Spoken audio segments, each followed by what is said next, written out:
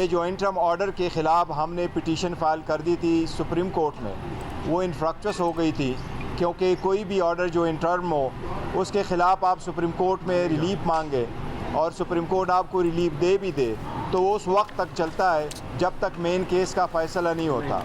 चूँकि main case का फ़ैसला आज किसी भी वक्त मुतवक्के है और जल्दी मुतवक्के है, इसलिए हमने आज जो सुप्रीम कोर्ट में पिटीशन थी वो हमने विड्रॉ कर ली है। तो अभी जो फ़ैसला आएगा इंशाअल्लाह ताला वो पेशावर हाई कोर्ट का होगा और हम उम्मीद करते हैं इंशाअल्लाह फ़ैसला हक़ और इंसाफ पे मबनी होगा और इंशाअल्लाह हमें बेट का निशान मिल जाएगा। तहरीक इंसाफ ने बल्ले के निशान से मुतालिक सुप्रीम कोर्ट से दरख्वास्त वापस ले ली। चीफ जस्टिस ने सवाल किया, हामिद खान साहब कहाँ हैं? बैरिस्टर गौहर से पूछा, आप कौन हैं? बैरिस्टर गौहर खान बोले, वो दरख्वास्त गुजार के वकील हैं। चीफ जस्टिस ने हामिद खान से सवाल किया, आप खड़े नहीं हुए, ये बताएं आप वकील नहीं हैं इस केस में। कल को कोई भी आकर ये दावा कर दे कि हमने दरख्वास्त वापस नहीं ली थी तो फिर? अली जफर कहाँ हैं? उन्हें तो एतराज़ नहीं दरख्वास्त वापस लेने पर। हामिद खान ने जवाब दिया, हमारा केस इस वक्त पेशावर हाई कोर्ट में है। अली जफर को एतराज़ नहीं, वो इस वक्त पेशावर हाई कोर्ट में है। अदालत ने तहरीक इंसाफ की दरख्वास्त वापस लेने की बुनियाद पर खारिज कर दी।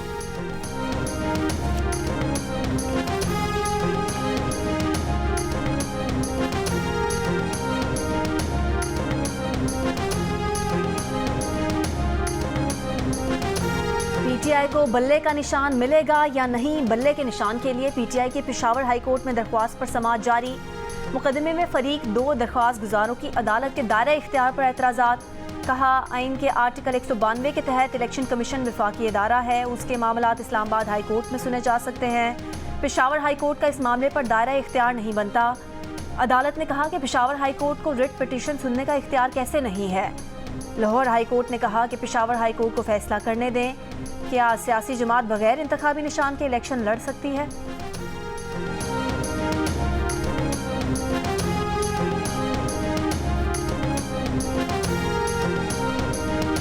NA 122 लाहौर से बानी पीटीआई के कागजात मुस्तरद करने के खिलाफ अपील खारिज। इलेक्शन ट्रिब्यूनल ने रिटर्निंग अफसर का कागजात मुस्तरद करने का फैसला बरकरार रखा है। NA 130 से डॉक्टर यास्मीन राशिद को इलेक्शन लड़ने की इजाज़त। अपीलों पर ट्रिब्यूनल के फैसलों का आज आखिरी दिन। शहबाज शरीफ के NA 132, मरियम नवाज के NA 119 से कागजात नामजदगी मंजूर करने के खिलाफ अपील पर फैसला सुनाया जाएगा।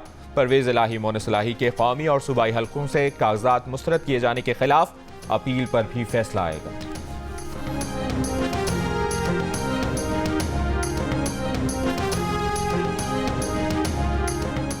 इलेक्शन कमीशन ने 145 सियासी जमातों के इंतखाबी निशानात की तफसील रिटर्निंग अफसरान को भिजवा दी। ज़राए के मुताबिक तहरीक इंसाफ समेत 12 से ज़ायद सियासी जमातों के नाम इंतखाबी निशानात वाली फहरिस्त में नहीं। इन सियासी जमातों के निशानात इंट्रा पार्टी इंतखाबात ना कराने के बाइस रोके गए हैं। इलेक्शन कमीशन के मरासले के मुताबिक पाकिस्तान पीपल्स पार्टी पार्लियामेंटेरियन को तीर, पाकिस्तान मुस्लिम लीग नून को शेर, पाकिस्तान तहरीक इंसाफ नजरियाती को बल्लेबाज, इस्तेहकाम पाकिस्तान पार्टी को औकाब, मुत्तहिदा कौमी मूवमेंट पाकिस्तान को पतंग, जमीयत उलमाए इस्लाम पाकिस्तान को किताब और जमात इस्लामी पाकिस्तान को तराजू का निशान मुख्तस किया गया है। मुरासले में कहा गया है कि सियासी जमातों के इंतखाबी निशानात किसी आज़ाद उम्मीदवार को न दिए जाएँ। उम्मीदवारों की हतमी फहरिस्त 11 जनवरी 2024 को आवेज़ा की जाएगी। इंतखाबी निशानात 13 जनवरी 2024 को अलॉट किए जाएंगे।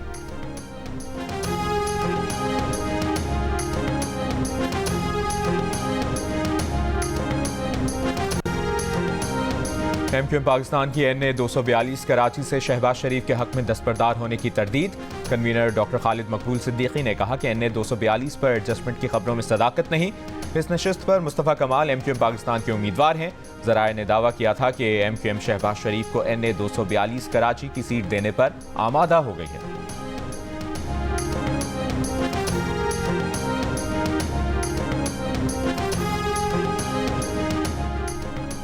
पाकिस्तान में आम इंतखाबात साफ और शफाफ तरीके से मुकर्ररा वक्त पर होंगे। तमाम जमातों को मौके हासिल होंगे। यूरोपीय यूनियन का उम्मीद का इजहार। यूरोपीय यूनियन की सफ़ीर बराए पाकिस्तान डॉक्टर रीना खियोनका की प्रोग्राम जियो पाकिस्तान में शिरकत। कहा कि पाकिस्तानी अवाम पर मुनहसर है कि वो किसको अगला वज़ीर आज़म मुंतखब करते हैं।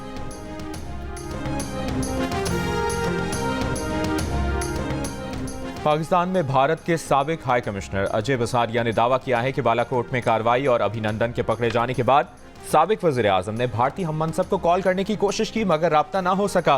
अपनी किताब में लिखा कि कशीदगी बढ़ने से बचने के लिए पायलट अभिनंदन को भारत वापस भेजा। भारत ने धमकी दी थी कि पायलट वापस ना किया गया तो संगीन नताइज होंगे। पाकिस्तान को ताकत के इस्तेमाल और मिसाइलों के इस्तेमाल का वाज़ेह खतरा था। पाकिस्तान ने तनाज़ा बढ़ाने के बजाय भारतीय पायलट वापस भेजने का इंतखाब किया।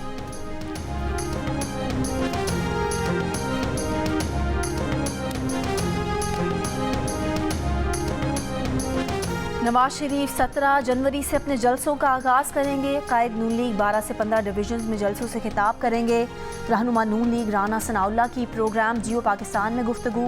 कहा मरियम नवाज और शहबाज शरीफ मुल्क भर में 60 जलसे करेंगे। मरियम नवाज और शहबाज शरीफ 15 जनवरी से इंतखाबी जलसे शुरू करेंगे।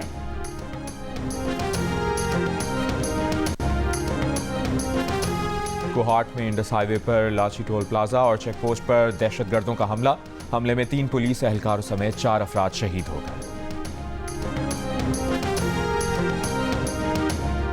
लकी मरबत के इलाका तख्ती खेल में घर से 10 अफराद की लाशें मिली हैं। जाँ बहक होने वाले में 2 खवातीन और 6 बच्चे भी शामिल। वाक़े के मुहर्रिकात जानने के लिए तहकीकात जारी।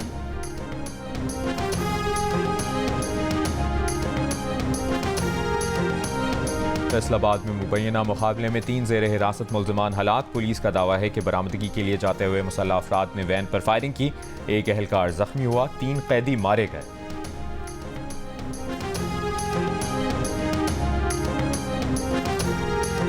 और हंजरवाल के इलाके में फायरिंग से 2 भाई कत्ल कर दिए गए। मुल्जिमान फरार। पुलिस के मुताबिक मुल्जिम फहद ने साथी के साथ मिलकर दोनों भाइयों को कत्ल किया।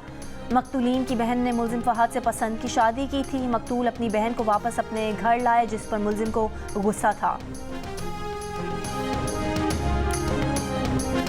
सिंध, पंजाब और खैबर पख्तूनख्वा के मैदानी इलाकों में आज भी शदीद धुंध। मामूलात मुतासर। Flight schedule दरहम Barham. मुल्तान और पेशावर की 7 परवाजें लाहौर, कराची, इस्लामाबाद मुंतकिल। मुल्की और गैर मुल्की 8 परवाजें मनसूख कर दी गईं। नए साल के पहले 10 दिन में पाकिस्तान की 320 परवाजें मनसूख की जा चुकी हैं। धुंध के बाइस मोटरवेज और कौमी शाहराहों पर ट्रैफिक की रवानी मुतासर रही।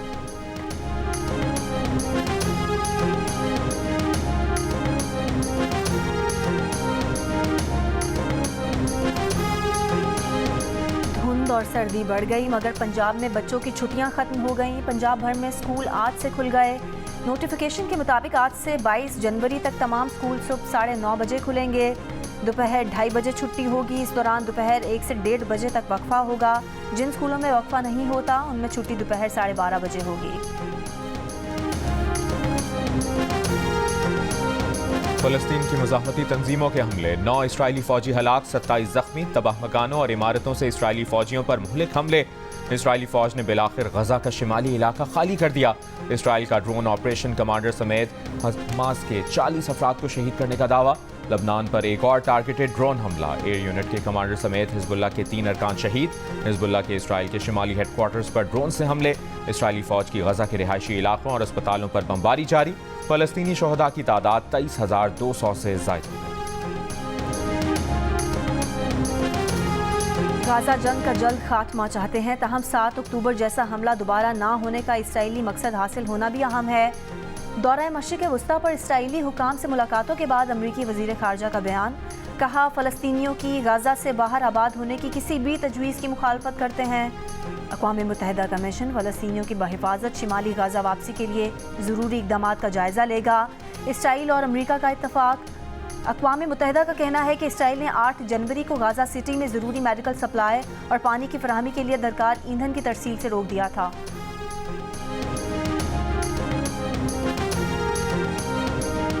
यमन के हौथियों का बहरा अहमर में अब तक का सबसे बड़ा हमला। 18 ड्रोन्स, 2 एंटीशिप क्रूज मिसाइल और 1 एंटीशिप बैलिस्टिक मिसाइल दागे। अमरीकी फौज का शिपिंग लाइन पर हमला नाकाम बनाने का दावा। कहा गश्त करने वाले अमरीकी और बरतानवी जहाज़ों ने कार्रवाई में हिस्सा लिया।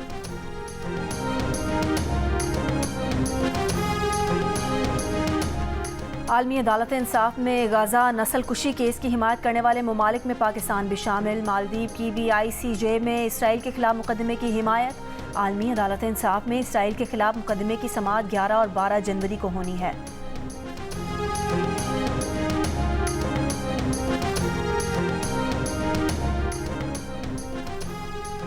गजा में इसराइली मजालिम के खिलाफ दुनिया भर में एहतजाज जारी। अक़वाम मुत्तहिदा जनरल असम्बली में यहूदी रुकनियों का फ़लस्तीनियों से इज़हार यकजहती। अक़वाम मुत्तहिदा से सलामती काउंसिल में गजा जंगबंदी पर अमरीकी वीटो रुकवाने का मुतालबा किया। अमरीका में गजा में जंगबंदी का मुतालबा करते सैकड़ों अफराद ने न्यूयॉर्क के पुलों पर ट्रैफिक रोक दी। पुलिस ने 325 मुजाहिरीन को गिरफ्तार कर लिया।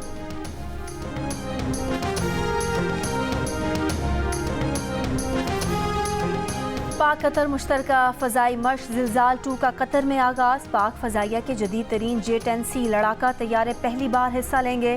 तर्जुमान पाक फ़ज़ाइया का कहना है कि ज़िलज़ाल 2 दुनिया की पेचीदा तरीन मुश्तरका फ़ज़ाई मशकों में से एक है। ज़ायरीन को मक्का मदीना में निकाह पढ़ने की सहूलत दे सकते हैं। सऊदी वज़ीर हज और उम्रा डॉक्टर तौफीक ने ज़ायरीन को मज़ीद सहूलतें देने का इंदिया दे दिया। कहा, मक्का मुकरमा और मदीना मुनव्वरा समेत मुमलिकत में सयाहती प्रोग्राम का इनेकाद भी किया जा सकता है। हज और उम्रा कॉन्फ्रेंस के इफ्तिताही इजलास से खिताब करते हुए उन्होंने कहा कि 2023 में उम्रा ज़ायरीन की अब तक की सबसे बड़ी तादाद ने उम्रे की सआदत हासिल की।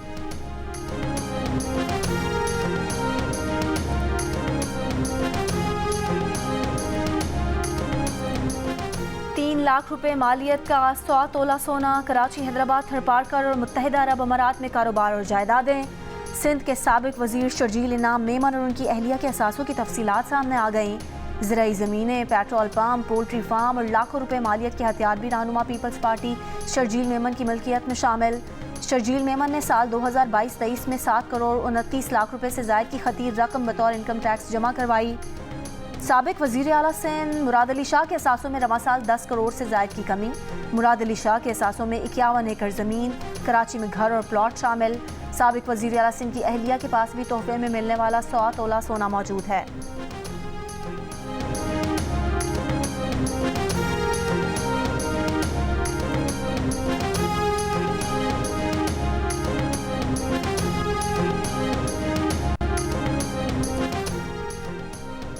कराची मज़ार क़ायद पीपल्स चौरंगी से 45 कांग्रेस रोड जाने वाली सड़क ट्रैफिक के लिए बंद। सड़क पर BRT प्रोजेक्ट के प्रोग्राम का स्टेज तैयार। आज वज़ीर आला सिंध BRT प्रोजेक्ट के तहत 30 नई बसों का इफ्तिताह करेंगे। नई बसें मज़ार क़ायद पहुंचा दी गई।